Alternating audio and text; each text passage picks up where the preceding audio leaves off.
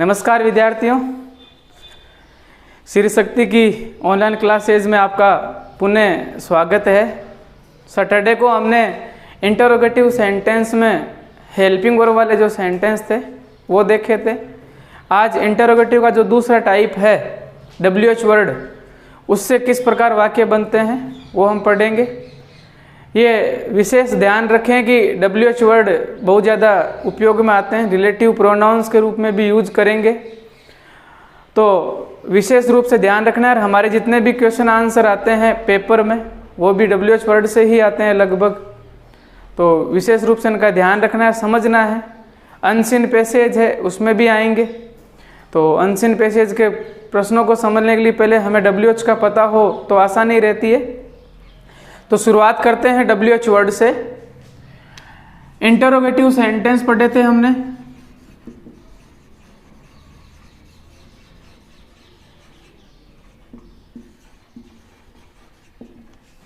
Helping verb वाले हमने पढ़ लिए थे। स्ट्रक्चर यही था हेल्पिंग वर्ब वाले का कि सिंपल सेंटेंस में सब्जेक्ट पहले स्थान पर, इसमें हेल्पिंग वर्ब पहले स्थान पर, फिर हमारा सब्जेक्ट, मेन वर्ब और ऑब्जेक्ट। ये हेल्पिंग वर्ब वाले सेंटेंस थे। इसमें मैंने बताया हेल्पिंग वर्ब वाले में सब्जेक्ट और ऑब्जेक्ट गायब नहीं रहते हैं, जबकि WH जो वर्ड होते हैं इनमें कोई कारण पूछने के लिए, उस कारण को एक्सप्लेन करने के लिए कभी हमारा सब्जेक्ट गायब रहता है। कहने का मतलब है कि इसमें कोई ना कोई एक चीज़ गायब रहती है, अगर नहीं रहती है तो भी एक्सप्लेन करना पड़ता है। कंजक्शन के रूप पर कुछ यूज करके हम आंसर देते हैं। तो WH वर्ड का स्ट्रक्चर ही हेल्पिंग वर्ब वाला जैसा ही होता है। फर्क क्या होता है कि WH वर्ड सबसे पहले आ जाता है। अब helping verb same to same ऊपर जो लिखा हुआ वैसे ही होगा, सब्जेक्ट, मेन वर्ब और ऑब्जेक्ट, लास्ट में साइन ऑफ इंटरोगेशन। हम स्टार लगा सकते हैं यहाँ पर, क्योंकि हमारा कभी ऑब्जेक्ट गायब रहता है, कभी सब्जेक्ट, तभी तो WH वर्ड कहलाते हैं। WH वर्ड में कौन कौन से आते हैं वो हमने चर्चा कर ली थी। एक बार पुनः यहाँ पर लिख देता हूँ, जैसे वाट यानी क्या, वाई यानी क्यों, कारण पूछने के लिए तुम स्कूल कल स्कूल क्यों नहीं आए थे। वेयर कहाँ यानी स्थान पूछने के लिए। वेन यानी कब। वो यानी कौन। जब हम क्लोज पढ़ेंगे तो जैसे वेयर है, अभी यहाँ प्रश्न पूछने के लिए यूज किया जा रहा है, वहां पर दो सेंटेंस को आपस में जोड़ने के लिए यूज किया जाएगा, तो इसका हिंदी अर्थ चेंज हो जाएगा। वेयर का मतलब जहां हो जाएगा। उस प्रकार जो वो है, वो का मतलब होता है कौन। जैसे हु रोट रामायण, रामायण किसने लिखी। तो यानी जो वो है, हमारे जब वो होता है तो इसमें सब्जेक्ट गायब रहता है, वो बाद में बात करेंगे। तो वो से जब प्रश्न पूछा जाता है तो हमारा जो आंसर होता है वो एक व्यक्ति होता है, व्यक्ति के बारे में होता है। उसी प्रकार whom का प्रयोग भी व्यक्ति के लिए होता है, किसको। और WH वर्ड में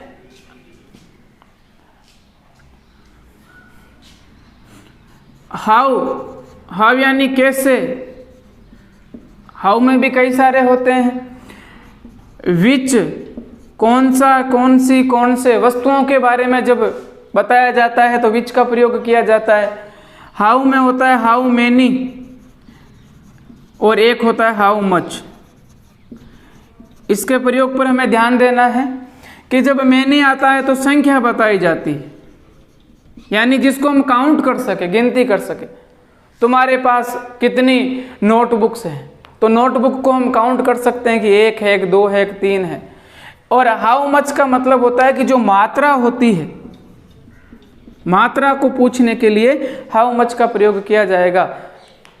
जैसे जो जग है उसमें कितने लीटर पानी है, यानी कि मात्रा पूछी जाएगी। ऐसा नहीं कह सकते कि 1 पानी है, 2 पानी है।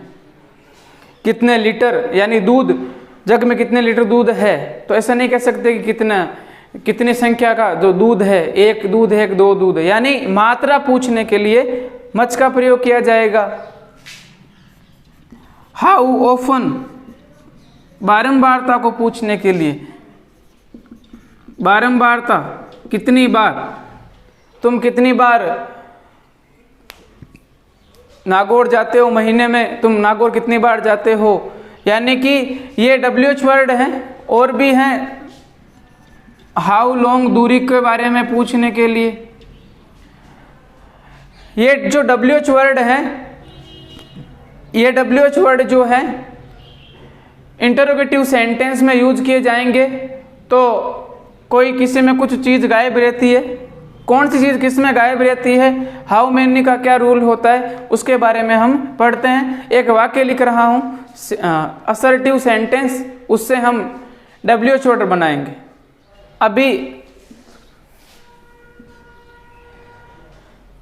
अभी हमारे सामने एक अफर्मेटिव सेंटेंस लिखे हुए दो, कल उसने मुझे किताब दी, तो इसमें कोई प्रश्न नहीं पूछा जा रहा है, इसका मतलब अफर्मेटिव सेंटेंस है, हमें WH वर्ड बनाना है। उसी प्रकार दूसरा, लोग हरे पेड़ काट रहे थे, ये भी अफर्मेटिव सेंटेंस है, सब्जेक्ट है इसमें दोनों में, कि किताब देने का काम किसने किया, उसने।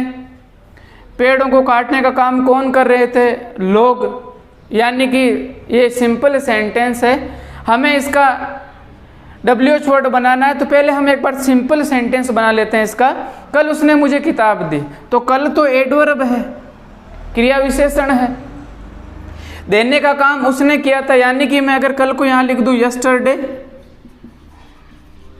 तो इसको सब्जेक्ट थोड़ी कह सकते हैं, सब्जेक्ट तो हमारा उसने है। तो उसने यानी ही या सी, पहले ही बता चुका हूं, तो यहां पर हम ही मान लेते हैं। ही पास्ट सिंपल है, ई की मात्रा, तो पास्ट सिंपल है तो वर्ब की सेकंड फॉर्म का यूज करते हैं। जब सिंपल सेंटेंस होते हैं, नेगेटिव होता तो डिड लगाते तो वर्ब की फर्स्ट फॉर्म आती, लेकिन यहाँ पर सिंपल सेंटेंस है तो देने को कहते हैं give, second form gave, third form given. तो यहाँ पर सेकंड फॉर्म आएगी तो गेव, डबल ऑब्जेक्ट है, आपको पता चल रहा होगा। मुझे यानी प्रोनाउन है, किताब नाउन है, नाउन और प्रोनाउन हमारा सब्जेक्ट भी बन सकता है और ऑब्जेक्ट भी। तो पहले बता चुका हूं कि मेन वर्ब के बाद में जब हम एक्टिव वॉइस में यानी सिंपल सेंटेंस जब हम बना रहे हैं, तो सबसे पहले हमें इनडायरेक्ट ऑब्जेक्ट को, इनडायरेक्ट यानी जो सजीव है, प्रोनाउन मुझे यानी आई, ये तो सब्जेक्ट हेल्पिंग वर्ब से पहले आता है, इस गेव से पहले आता तो आई होता, लेकिन ये तो मेन वर्ब के बाद में आ रहा है। इसका मतलब पजेसिव केस माई और ऑब्जेक्टिव केस मी, तो माई तो आएगा नहीं क्योंकि माई के साथ में नाउन, यानी मेरी किताब, तब तो माई बुक कर देते, लेकिन यहाँ पर मुझे और किताब, इसका मतलब ऑब्जेक्टिव केस क्या है, मी, तो यहाँ हम लगा देंगे मी। उसके बाद में कल उसने दी, किसे, मुझे, क्या दी, एक किताब, तो ए बुक। अब हमें इसका WH वर्ड बनाना है। पहले अगर बात करूं हेल्पिंग वर्ब वाला तो ऐसे बन जाएगा, क्या कल उसने मुझे किताब दी, ये हेल्पिंग वर्ब वाला है क्योंकि आंसर क्या शुरुआत में आ गया है, तो आंसर मिलेगा हाँ या ना।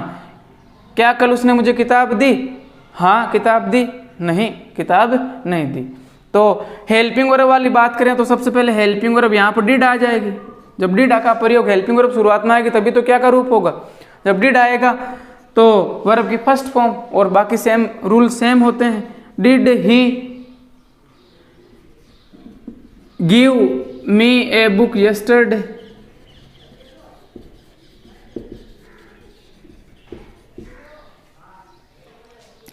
अब हमें इसका WH वर्ड बनाना, WH वर्ड वाला सेंटेंस बनाना है, तो मुझे एक चीज गायब करनी पड़ेगी, चाहे तो किताब गायब कर दूं। देखो कल उसने मुझे क्या दिया, यानी कल उसने मुझे कौन सी चीज दी, तो आंसर है किताब, इसका मतलब ये हमारा एक ऑब्जेक्ट है, ये आंस गायब करेंगे तभी WH वर्ड बनेगा। कल मुझे किताब किसने दी, तब आंसर उसने हटा दिया। यानी कि एक चीज हम जब गायब करेंगे तभी हमारा WH वर्ड बनेगा। हम सेंटेंस को देखते हैं इसको।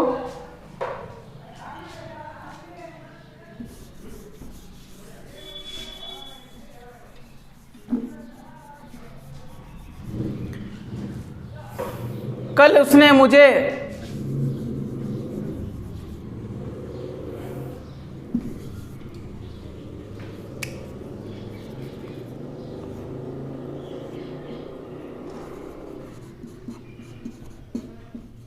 क्या दिया या फिर क्या दी।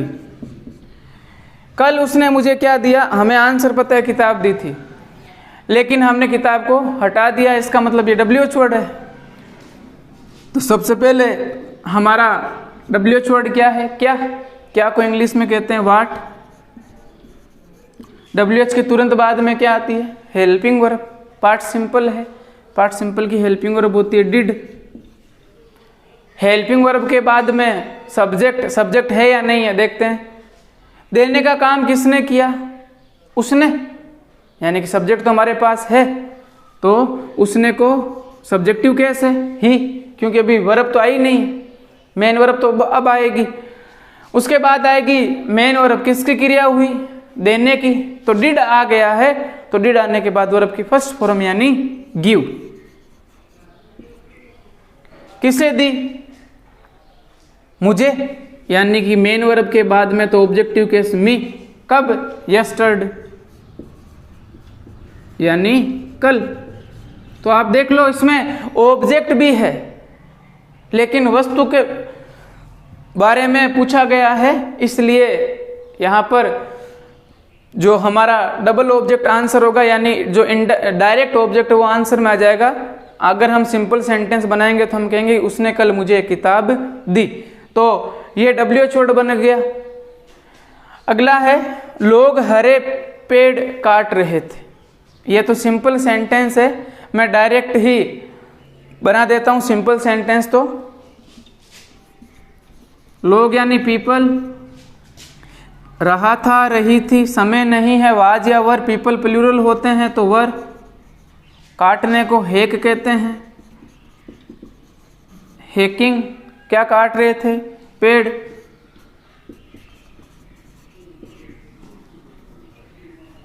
People were hacking trees. लेकिन मुझे इसमें से WH वर्ड बनाना है, WH वर्ड वाला सेंटेंस बनाना है, तो मैं इसमें से ये गायब कर दूं कि लोग हरे पेड़ क्यों काट रहे थे।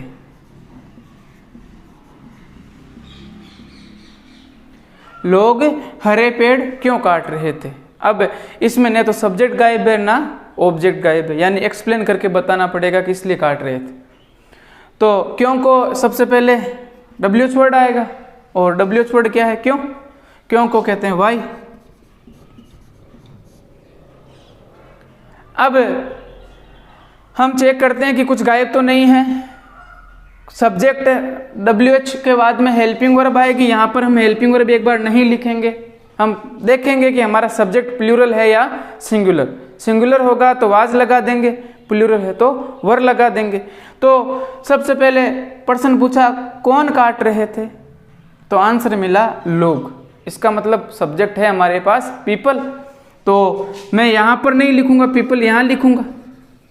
अगर मैं इस साइड लिख देता हूं तो गलत हो जाएगा, क्योंकि WH के तुरंत बाद में हेल्पिंग वर्ब आएगी। तो पीपल प्लूरल होता है, तो प्लूरल के लिए वाज या वर का यूज करते हैं। प्लूरल है एस फॉर सिंगुलर, पीपल लोग, यानी प्लूरल है तो यहां लगा देंगे वर।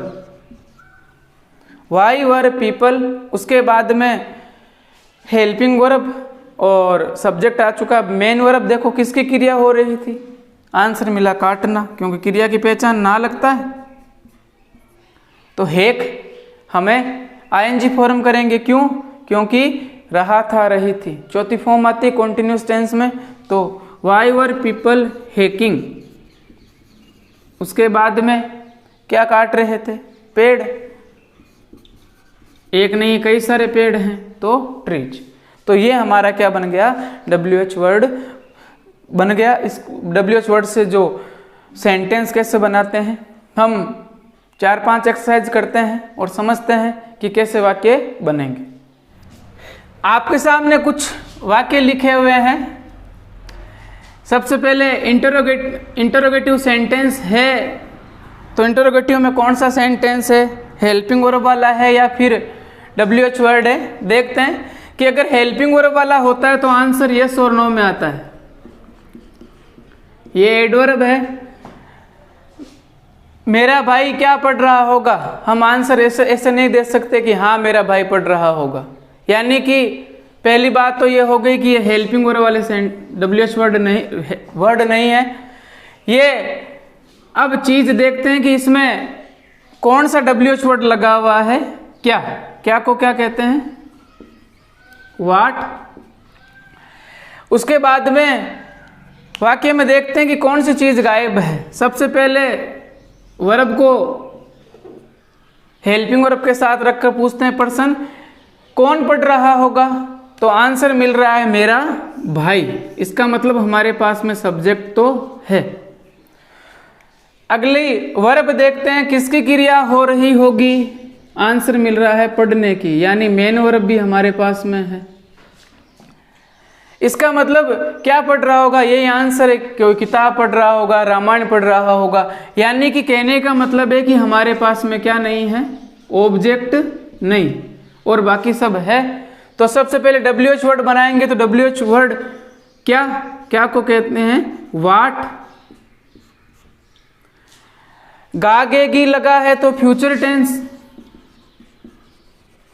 और कहीं पर भी समय नहीं लिखा हुआ है तो रहा रही रहें हमेशा कॉन्टिन्यूज में आता है, तो हमारा टेंस हो गया फ्यूचर कॉन्टिन्यूस टेंस।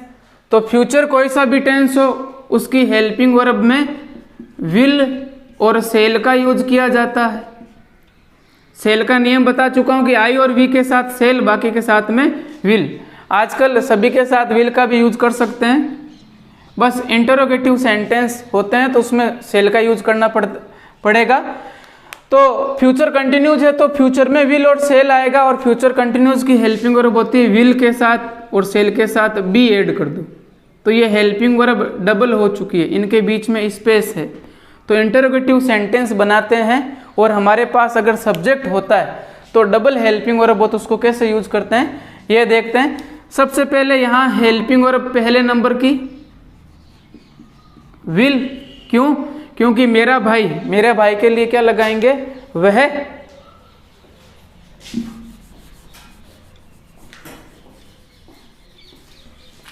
तो मेरा भाई वह है, इसलिए इसके साथ विल और यूज करेंगे बी। अब देखो हेल्पिंग वर्ब डबल है, तो मेरा भाई यानी मेरे भाई के ऊपर मेरा अधिकार है, तो पॉजिटिव एडजेक्टिव माई और बाद में नाउन आ गया ब्रदर भाई, इसलिए इसके लिए यूज कर देंगे विल। अब बी बचा हुआ है, तो बी का यूज अगर मैं यहां कर देता हूं, सब्जेक्ट आया हुआ है, अगर मैं यहां कर देता हूं तो मैं हेल्पिंग वर्ब के बाद में मेन वर्ब आनी चाहिए थी, वो नहीं आएगी। इसलिए मैं क्या करूंगा, सबसे पहले विल लिख दूंगा, फिर माई ब्रदर, और यहां पर बी का यूज करूंगा। जैसे ही बी आई, बी के बाद फॉर्म लगा दूंगा।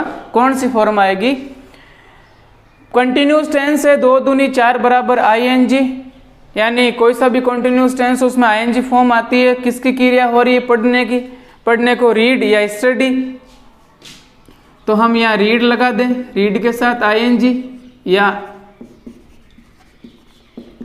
स्टडी के साथ में ING लगा देंगे। What will my brother be reading, क्या पढ़ रहा होगा, वो तो आंसर है नहीं, इसका मतलब हमारा वाक्य यहाँ पर खत्म हो गया है। ये हमारा WH वर्ड बन गया। अगला है तुम जयपुर कब जाओगे, तो आंसर ऐसे नहीं दे सकते कि हाँ मैं जयपुर जाऊंगा, हम समय बताएंगे कि मैं कल जयपुर जाऊंगा, मैं अगले सोमवार को जयपुर जाऊंगा, यानी कि अलग रूप में आंसर मिल रहा है। तो सबसे पहले WH वर्ड कौन सा है, कब, और कब को इंग्लिश में क्या कहते हैं, व्हेन। कब को क्या कहते हैं, व्हेन। अब गा गे गी लगा हुआ है और कोई पहचान नहीं है कि रहा होगा, चुका होगा, समय के साथ रहा होगा, इसका मतलब इसमें फ्यूचर सिंपल टेंस है। फ्यूचर सिंपल है तो हेल्पिंग वर्ब लगेगी विल और सेल, यही लगेगी। और फ्यूचर सिंपल है, इनको मॉडल भी माना जाता है और मॉडल के बाद हमेशा वर्ब की फर्स्ट फॉर्म आती है, तो विल और सेल के बाद फर्स्ट फॉर्म, फ्यूचर सिंपल में वर्ब की फर्स्ट फॉर्म ही लगती है। तो सबसे पहले WH वर्ड लिख दिया व्हेन। अब जयपुर जाने का काम कौन करेगा? तुम। इसका मतलब सब्जेक्ट तो हमारे पास है। कहाँ जाओगे? जयपुर, यानी कि ऑब्जेक्ट भी है। किसकी क्रिया होगी? जाने की, यानी कि मेन वर्ब भी है। इसका मतलब कुछ भी गायब नहीं। इसका मतलब हमारा आंसर है वो एक एडिशनल इंफॉर्मेशन के रूप में हम देंगे कि मैं तब जाऊंगा, यानी लास्ट में आंसर आ जाएगा ऑब्जेक्ट के बाद में। तो सबसे पहले वेन लगा दिया। वेन के बाद में हमारे यहाँ हेल्पिंग वर्ब होनी चाहिए। हम हेल्पिंग वर्ब सब्जेक्ट को देखकर लगाएंगे। कौन जाएगा?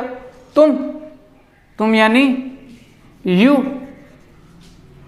तो आई और वी को छोड़कर सबके साथ विल लगाते हैं, तो यू के साथ हम यहां क्या लगा देंगे? Will. WH word helping verb subject. अब देखते हैं, अब हमारे पास मेन वर्ब आएगी क्योंकि डबल नहीं है। अगर एक हेल्पिंग वर्ब एक ही है इसलिए इसको यूज यहीं करेंगे। अब यहां पर हम वर्ब की फर्स्ट फॉर्म लगा देंगे। जाना को कहते हैं गो। कहां? टू जयपुर।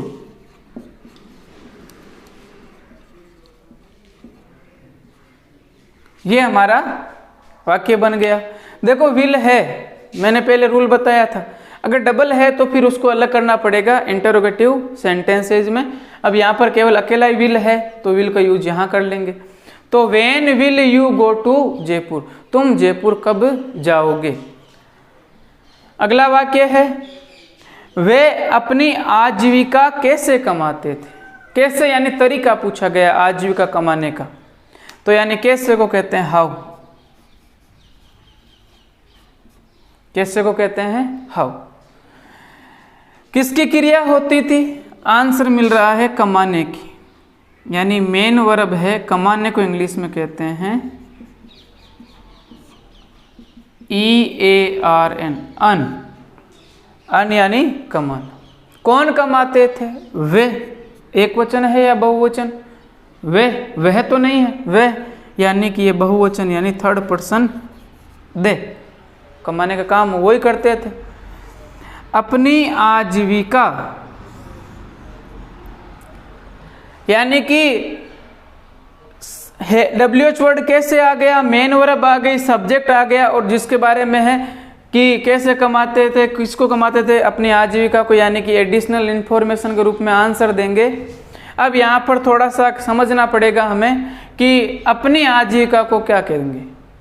तो ध्यान रखें, जो प्रोनाउन यूज होता है सब्जेक्ट के रूप में उसी के बारे में रिलेटेड प्रश्न पूछा गया है, तो इसी का ही प्रोनाउन यूज करेंगे। आजीविका यहाँ पर नाउन का कार्य करेगी लिविंग। आजीविका को क्या कहते हैं? लिविंग। लिविंग यानी आजीविका, कोई कमाने का साधन। अब है अपनी। मेन प्रश्न है कि अपनी को यहाँ पर क्या कहेंगे, तो हम अपने सब्जेक्ट को देखेंगे। ये नाउन है, नाउन के बाद में अपनी, यानी कि ये पजेसिव एडजेक्टिव है। तो सब्जेक्ट क्या है? दे। तो दे का मतलब होता है वे, दे, दया और देन। तो इस हमारी जो आजीविका के लिए, आजीविका से पहले जो पजेसिव एडजेक्टिव होगा वो क्या होगा? देयर। क्यों हुआ? क्योंकि दे। अगर मैं यहाँ लिख दूं मैं अपनी आजीविका कैसे कमाता हूं, तो यहां पर मैंने मैं लिख दिया, मैं का मतलब आई, तो अब मैं अपने लिए लगाऊंगा माई।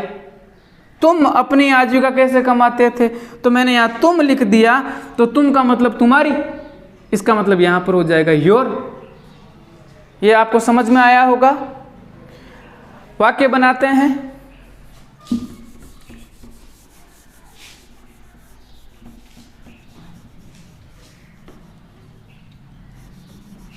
सबसे पहले WH वर्ड है कैसे,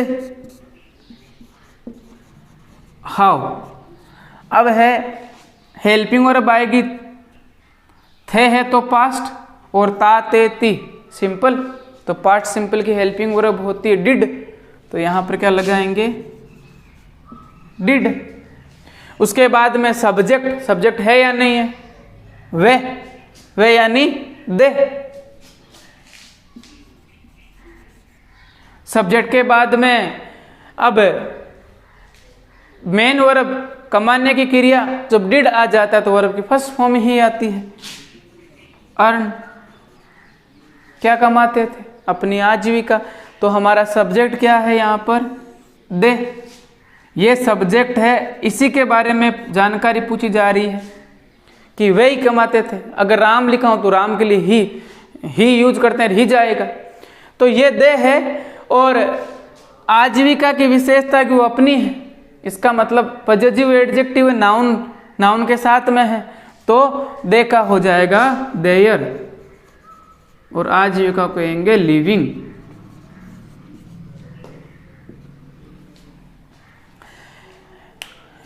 अगला है उसने मुझ पर आक्रमण क्यों किया, आक्रमण या वार यानी कि हमला क्यों किया, अटैक। तो सबसे पहले WH वर्ड कौन सा है, क्यों, क्यों को कहते हैं वाई। टेंस कौन सा है, पास्ट सिंपल है, यानी हेल्पिंग वर्ब हमारे पास डिड आ जाएगी। अब देखो आक्रमण किसने किया, उसने, यानी सब्जेक्ट तो उसने है, तो उसने यानी पहले ही बता चुका हूं, या तो ही या फिर C, according to sentence, according to जो पैराग्राफ आया उसके अकॉर्डिंग हम करेंगे। यानी कि सब्जेक्ट हमारे पास है ही या सी। तो वापस वाक्य बनाते हैं, WH वर्ड आ गया, अब आएगी हेल्पिंग वर्ब। एक ही हेल्पिंग वर्ब है तो हमें सब्जेक्ट देखने की आवश्यकता नहीं है, क्योंकि चाहे प्लूरल हो चाहे सिंगुलर हो, सबके साथ डिड का यूज किया जाएगा। तो did, WH word, helping verb. अब आएगा सब्जेक्ट, तो हम यहां मान लेते हैं ही। किसकी क्रिया हुई, WH word, helping verb, subject, अब मेन वर्ब, आक्रमण करने की, आक्रमण करने को इन्वेड या अटैक, यहां पर अटैक आएगा, वार किया है, तो वर्ब की फर्स्ट फॉर्म आएगी डिड के साथ। और अटैक के बाद में कभी भी प्रीपोजिशन का यूज नहीं किया जाता है, यानी ये पर जो है इसका यूज नहीं किया जाएगा। ये रूल होता है कि अटैक इन्वेड के बाद में कभी भी आप जो प्रीपोजिशन है आप यहाँ करना चाहो कि ऑन, यहाँ पर को ऑन कह देते, नहीं, अटैक के बाद में प्रीपोजिशन यूज नहीं होगा। किस पर, मुझ पर, मुझ यानी मैं, मेरे ऊपर किया है, इसका मतलब ये मेन वर्ब यहाँ आ गई है। तो मेन वर्ब के बाद में हम मुझको यूज कर रहे हैं, यानी मेरे को, तो आई, माई, में। कौन सा केस आएगा, आई कर दूं यहां पर, नहीं, आई नहीं हो सकता। क्यों नहीं हो सकता, क्योंकि मेन वर्ब के बाद ऑब्जेक्टिव केस का यूज किया जाता है, तो ऑब्जेक्टिव केस क्या होता है, मी, इसलिए आई गलत है, यहां पर क्या आएगा, मी आएगा। वाई डिड ही अटैक मी, उसने मुझ पर आक्रमण या वार क्यों किया। आपको तो समझ में आया होगा। अगला वाक्य है,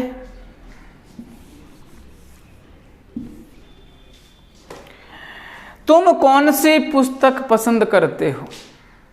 कौन सा, कौन सी को कहते हैं विच, अगर कोई निर्जीव चीज होती है, और वुज अगर कोई सजीव है, पुस्तक है वो निर्जीव है।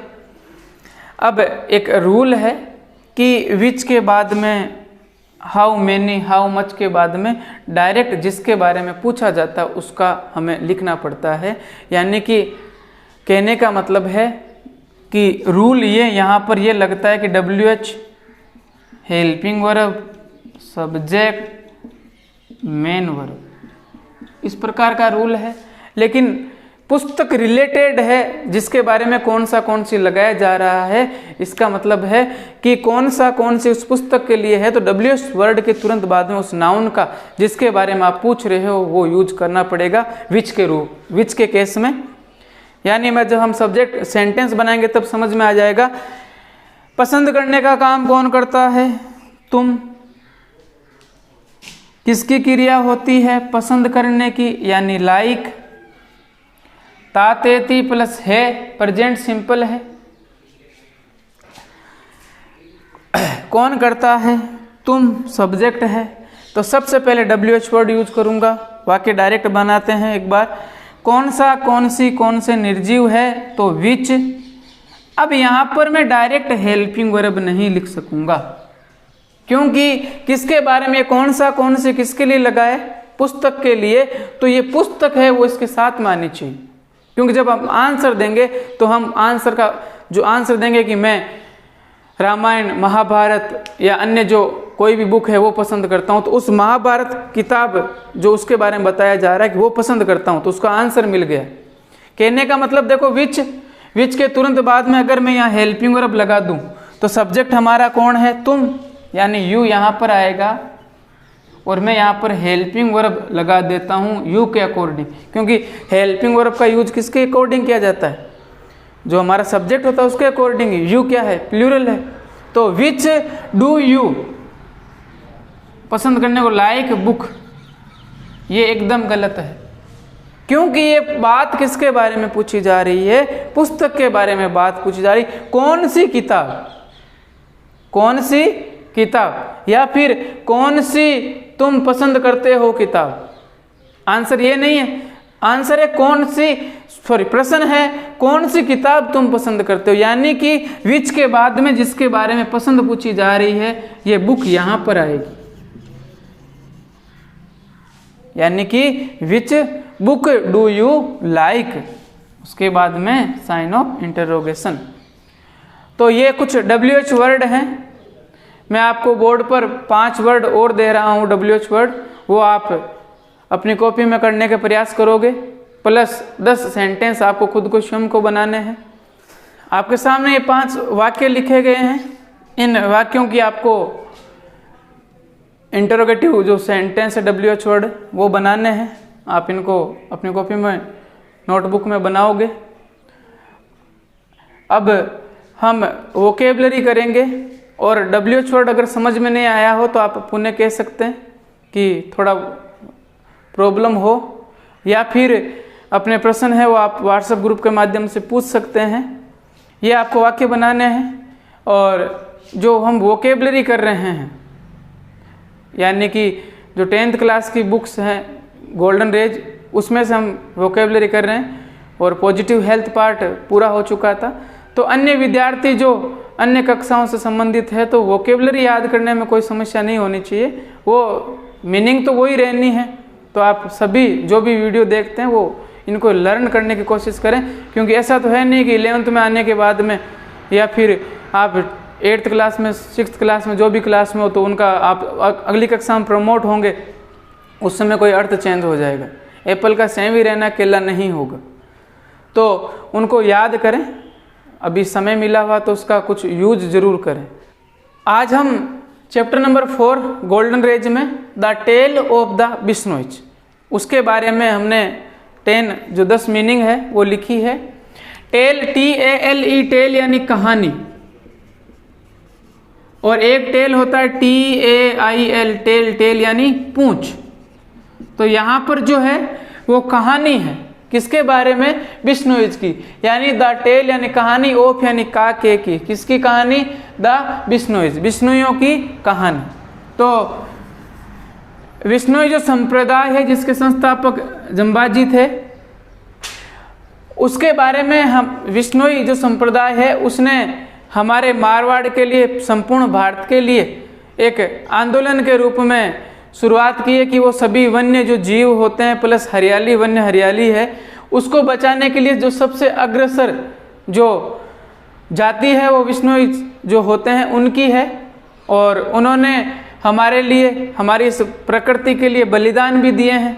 और उसके बारे में ये कहानी है कि वर्तमान समय में और भूतकाल में कितना इस मारवाड़ क्षेत्र में फर्क था, और किस प्रकार वहाँ पर हरियाली थी, किस प्रकार जो आक्रमण हुए थे भीलों पर, और भीलों ने यहाँ पर एकाधिकार कर लिया था। उसके बाद में जंबाजी का जन्म हुआ, और जब 25 साल की उम्र में एक डिजास्टर, एक बहुत बड़ा सूखा पड़ा था, उस समय जंबाजी ने सोचा कि इस प्रकृति को बचाने के लिए कुछ प्रयास किए जाएं।